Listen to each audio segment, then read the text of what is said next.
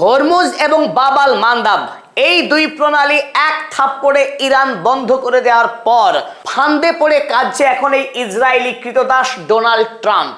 আর এই কৃতদাস নরাধম ডোনাল্ড ট্রাম্পকে উদ্ধার করতে এবার মাঠে নেমেছে খোদ সৌদি আরবের যুবরাজ মোহাম্মদ বিন সালমান। মোহাম্মদ বিন সালমান এতদিন মুখে কুলুপ এঁটেছিলেন মধ্যপ্রাচ্যে সন্ত্রাস সৃষ্টি করতে, যখন ইরানের ওপরে অতর্কিতে বোমা বর্ষণ করে ইসরায়েল এবং আমেরিকা একসঙ্গে যে পাশবিক সন্ত্রাস সৃষ্টি করেছিল ইরানে, লক্ষ্য ছিল ইরানের ইসলামিক সরকারকে তছনছ করে দিয়ে রাজতন্ত্র প্রতিষ্ঠা করা।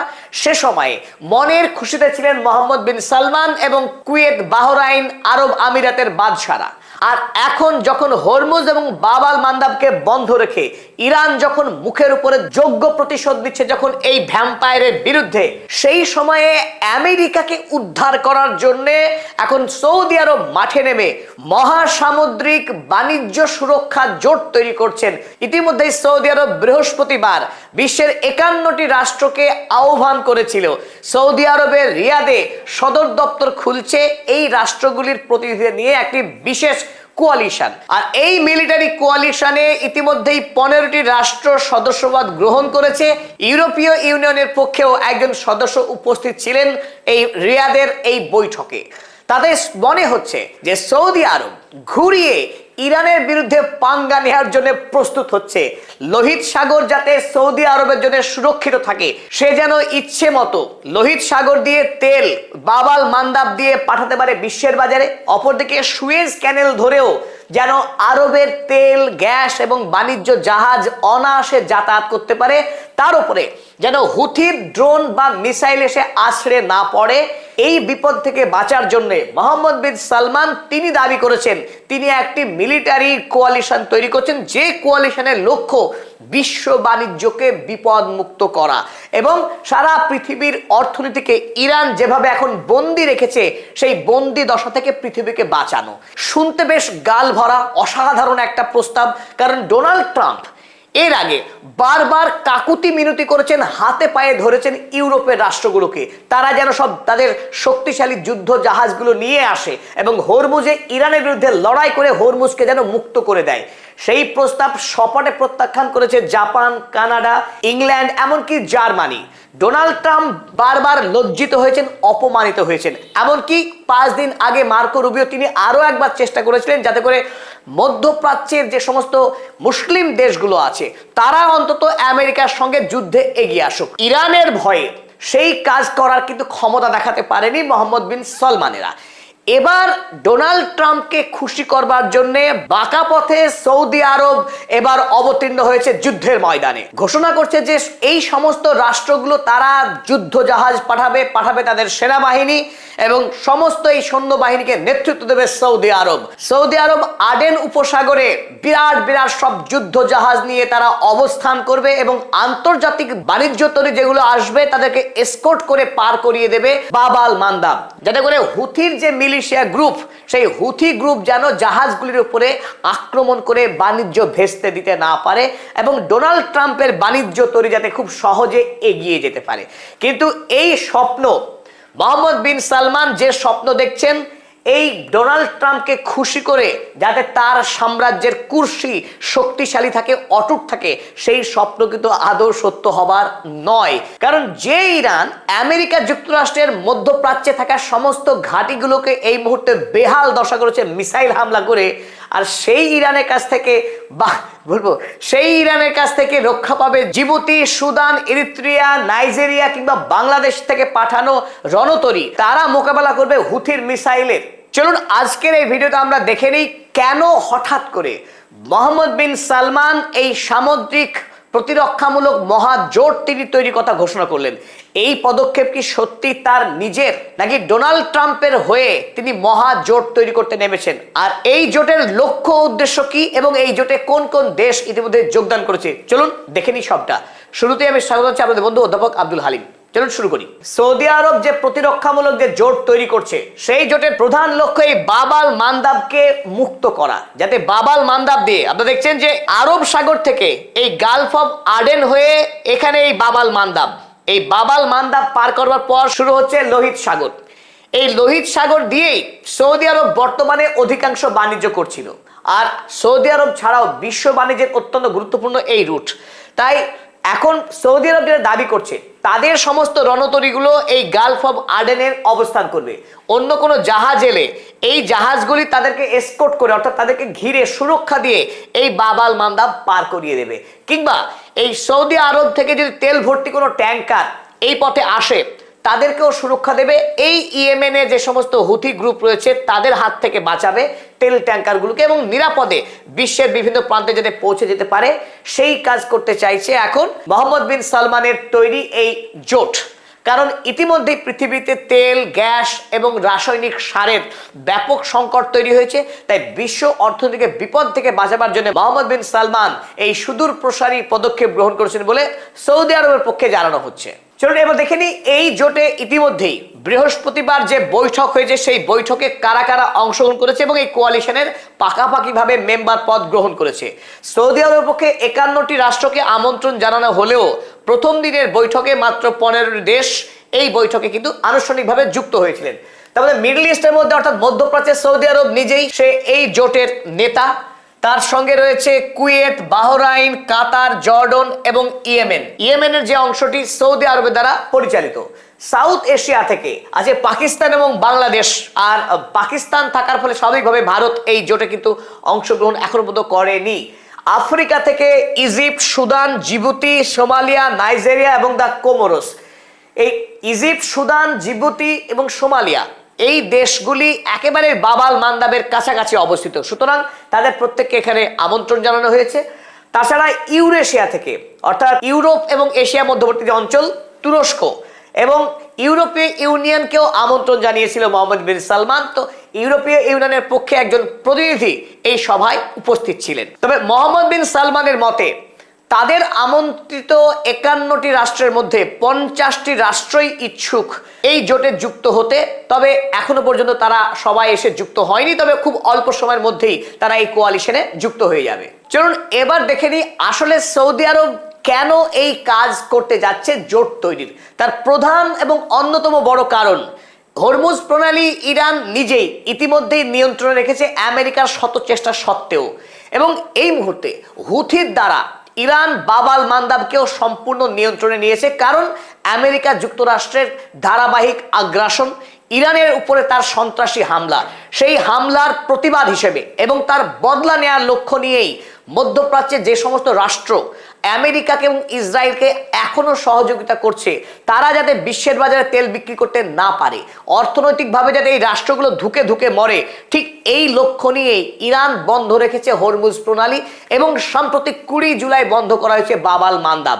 আর তারপরেই আমরা দেখেছি এতদিন ধরে বাহরাইন, কুয়েত তারা তো বিদেশে তেল বেচতে পারেইনি, সৌদি আরব লোহিত সাগর দিয়ে তেল বিক্রি করছিল, সেই কাজও এখন বন্ধ হয়েছে। হুথি পরপর সৌদি আরবের 3টে জাহাজে আক্রমণ করে স্পষ্ট বার্তা দিয়েছে বিশ্বের বাজারে সৌদি আরবকে তেল বিক্রি করতে দেওয়া হবে না ততদিন যতদিন সৌদি আরব আমেরিকার সঙ্গে তার দাসত্ব করা চালিয়ে যাবে। এবং সাম্প্রতিক সময়ে আরো একটি বড় খবর এসে তোলপাড় শুরু হয়েছে। যেমন ইরান ইতিপূর্বে জানিয়েছে হরমুজ প্রণালী দিয়ে প্রতি ব্যারেলে অন্তত $1 করে মাসুল দিতে হবে তেল ট্যাঙ্কারগুলিকে। ঠিক অনুরূপভাবে এবার হুথি প্ল্যান পেশ করতে যাচ্ছে যে বাব আল মান্দাব দিয়ে যত জাহাজ পার হবে প্রতি জাহাজকে ফিজ জমা দিতে হবে হুথির হাতে। এই বাব আল মান্দাব ইয়েমেনের হুথি গ্রুপের সম্পূর্ণরূপে নিয়ন্ত্রণে, তাই হুথি গ্রুপকে ফিজ না দিয়ে কোনো জাহাজ বাব আল মান্দাব পার হতে পারবে না। আর এই খবর সামনে আসার পর ডোনাল্ড ট্রাম্পের মাথায় টনক নড়েছে। ইতিমধ্যেই সে নিয়ন্ত্রণ হারিয়েছে হরমুজ প্রণালীর, আর বাব আল মান্দাবেও যদি নিয়ন্ত্রণ হারায় তাহলে আমেরিকার মহা সর্বনাশ। এতদিন ধরে the guardian of the world, গোটা পৃথিবীর যে সামুদ্রিক বাণিজ্য হয় সেই বাণিজ্যের তিনি নিজেকে গার্ডিয়ান বলে দাবি করতেন। আমেরিকা যুক্তরাষ্ট্রের সীমাহীন সামুদ্রিক যে নৌশক্তি, সেই নৌশক্তির অহংকারে গদগদ ছিলেন। কিন্তু এখন হরমুজ গেছে, বাব আল মান্দাব যাচ্ছে। তাই এই মুহূর্তে কোনো পথ খুঁজে না পেয়ে, কারণ তার আহ্বানে পৃথিবীর কোনো রাষ্ট্র সাড়া দেয়নি, এই মুহূর্তে ইসলামিক ধর্মীয় ভাবাবেগকে কাজে লাগাবার জন্য সৌদি আরবকে সামনে রাখা হয়েছে বলির পাঠা হিসেবে, পুতুল হিসেবে। আসলে মূল সুতো ধরে আছেন ডোনাল্ড ট্রাম্প, সামনে দাঁড় করিয়েছেন মোহাম্মদ বিন সালমানকে, যাতে তার ডাকে মুসলিম দেশগুলো আবেগতাড়িত হয়ে ছুটে আসে সৌদি আরবের পাশে দাঁড়াবার জন্য, যাতে সেই দেশের সরকার দেশের জনগণকে বলতে পারে তারা ইসলামের হয়ে কাজ করছে, সৌদি আরবের হয়ে কাজ করছে এবং নিজের দেশে তারা ভোটে জিততে পারে। সেই সুযোগ কাজে লাগাবার জন্য আমরা দেখেছি যে ইতিমধ্যেই কয়েকটি মুসলিম দেশের নেতা তারা ছুটে এসে এই কোয়ালিশনে যোগদান করেছে। তার মানে ডোনাল্ড ট্রাম্পের যে লক্ষ্য ছিল সেই লক্ষ্য অনেকখানি সাকসেসফুল। এখন ডোনাল্ড ট্রাম্পের বিপদ কত বড়, কতখানি বিপদ, কেন ডোনাল্ড ট্রাম্প মরিয়া হচ্ছেন যে আরবের মতো দেশের কাছে এসেও তাকে সাহায্যের জন্য হাত পাততে হচ্ছে, ভিক্ষা চাইতে হচ্ছে এখন আমেরিকাকে রক্ষা করবার জন্য। প্রথমেই যখন আমরা দেখি হরমুজ প্রণালী, হরমুজ প্রণালী আন্তর্জাতিক বাণিজ্যের জন্য অত্যন্ত গুরুত্বপূর্ণ। কতখানি গুরুত্বপূর্ণ? অয়েল এবং পেট্রোলিয়াম, খনিজ তেল এবং পেট্রোলিয়াম জাতীয় প্রোডাক্ট 25% সারা পৃথিবীতে যত বাণিজ্য হয় তার 4 ভাগের 1 ভাগ 25% এই পথ দিয়েই পরিবাহিত হয়। এবং এলএনজি 20% এলএনজি, যে এলএনজির উপরে ইউরোপ মহাদেশ অনেকখানি নির্ভর করে, 20% এলএনজি এবং আন্তর্জাতিক বাণিজ্যের 11.1% সম্পন্ন হয় শুধুমাত্র এই হরমুজ প্রণালী দিয়ে। সুতরাং আন্তর্জাতিক বাণিজ্যের ক্ষেত্রে হরমুজ অপরিহার্য। পাশাপাশি বাব আল মান্দাব, যে রুট এই মুহূর্তে বন্ধ হয়েছে হুথির দ্বারা, এই বাব আল মান্দাবে দেখতে পাচ্ছেন আপনারা 12% খনিজ তেল এবং পেট্রোলিয়াম জাতীয় প্রোডাক্ট পরিবহন হয়, 8% এলএনজি এবং 8.7% আন্তর্জাতিক বাণিজ্য সম্পন্ন হয়। এরপরে আমরা সুয়েজ ক্যানাল, এই যে ত্রিভুজ, এই সুয়েজ ক্যানাল, এখান দিয়েও 10% তেল পেট্রোলিয়াম, 8% এলএনজি এবং 10% আন্তর্জাতিক বাণিজ্য সম্পন্ন হয়। তাই এই 3 রুটকে যদি আমরা একসঙ্গে যোগ করি, সারা বিশ্বে যতখানি জ্বালানি পরিবহন হয় তার 47%-এর অধিক শুধু এই 3টে বাণিজ্য রুট দিয়ে সম্পন্ন হয়।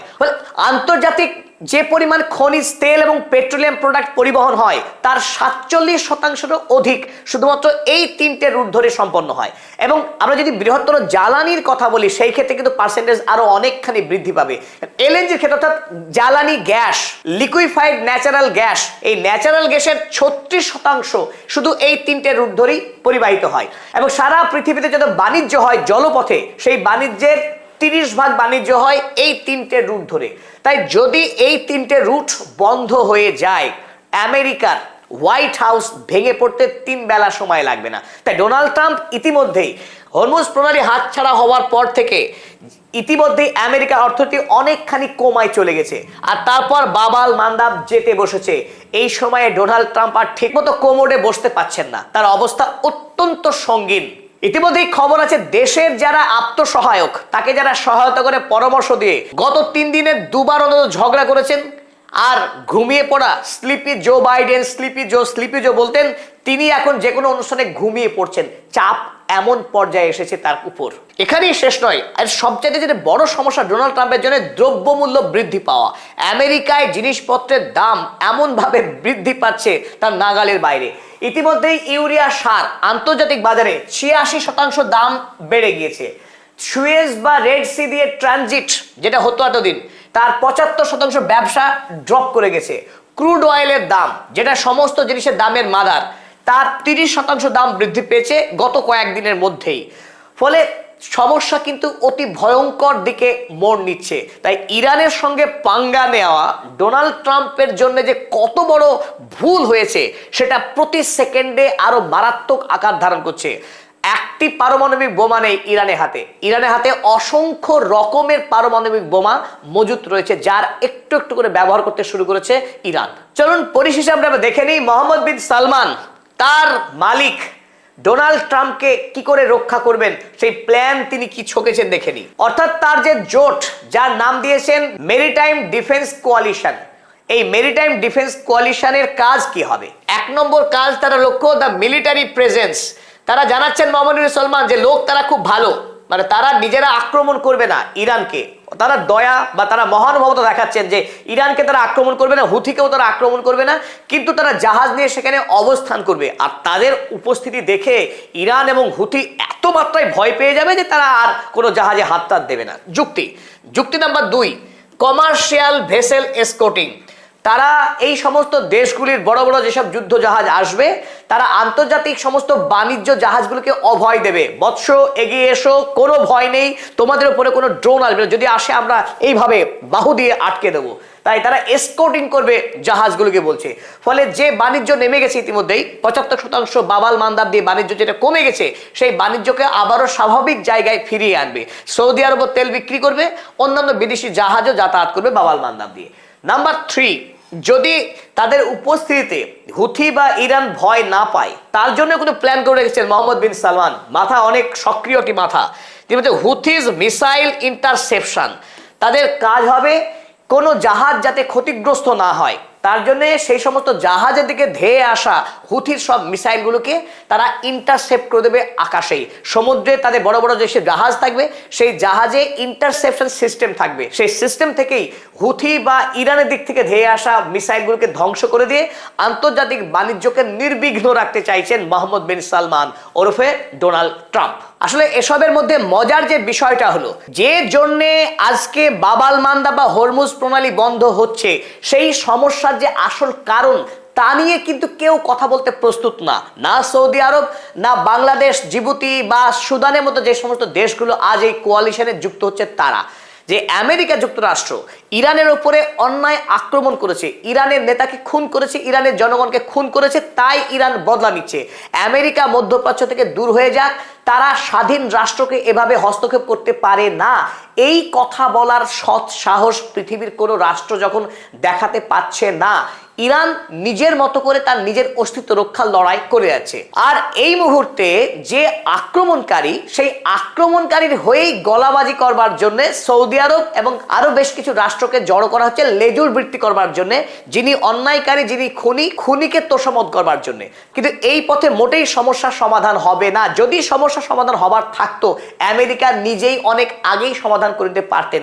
যে সমস্যা মাসেলের বল দিয়ে আমেরিকা সমাধান করতে পারে না, সেই সমস্যা সমাধান করবে সৌদি আরব। আগামী দিনে সৌদি আরব যদি ইরানের সঙ্গে বন্ধুত্ব স্থাপন করে, তার সঙ্গে সমঝোতা করে এই সমস্যা সমাধান না করে, তবে সৌদি আরবের সমস্যা আগামী দিনে আরো বহুগুণ বাড়বে।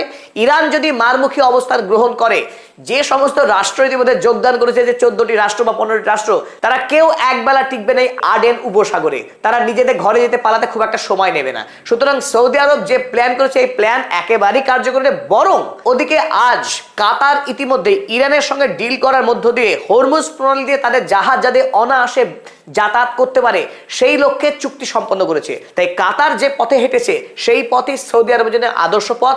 আমেরিকার সঙ্গে লেজে লেজ বেঁধে ইরানের সঙ্গে লড়াই করে এই মধ্যপ্রাচ্যের মাটিতে ব্যবসা বাণিজ্য করবে, এটা খুব একটা কার্যকরী যুক্তি আদৌ হতে পারে না। শুধু আমাদের দৃঢ় বিশ্বাস, ডোনাল্ড ট্রাম্পকে খুশি করতে গিয়ে মোহাম্মদ বিন সালমান যে পরিকল্পনা করেছেন, এই পরিকল্পনা 100% ভুয়ো এবং ব্যর্থ হবে।